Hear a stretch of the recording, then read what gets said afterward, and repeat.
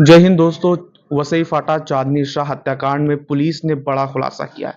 दरअसल पुलिस ने महज 24 घंटे के भीतर ही तत्परता दिखाते हुए आरोपियों की गिरफ्तारी कर ली है।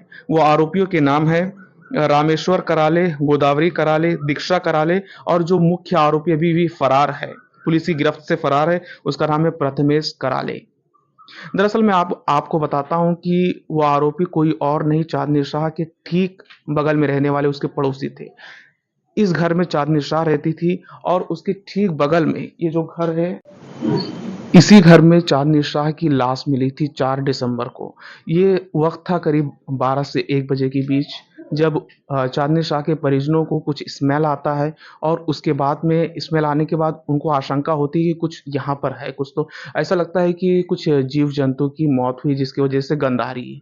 लेकिन जब इस घर में जाकर के दरवाजा खोल करके देखते हैं तो मोहड़ी में जो बाथरूम थी उसमें एक गोनी रखा था और उस गोनी में चांदनी शाह की लाश थी। और मैं अब आपको बताता हूँ कि इसके ठीक बगल में जो पड़ोसी हैं चांदनी शाह के, यहाँ पर रामेश्वर कराले, इनका पूरा परिवार यहाँ पर रहता है और इसी घर में 1 दिसंबर से लेकर के यानी कि 4 दिसंबर की रात तक इसी घर में चांदनी शाह की लाश थी। और पुलिस से जानकारी मिली है कि ये लाश कहीं और नहीं, उसी के घर में एक ड्रम में रखी गई थी। दोस्तों पुलिस से जानकारी मिली है कि ये तो स्पष्ट हो चुका है कि रामेश्वर कराले के घर में ही चांदनी शाह की लाश थी।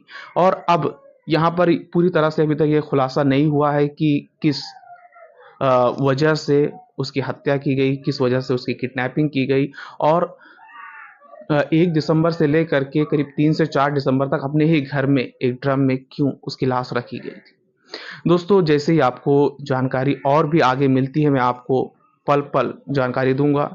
जय हिंद।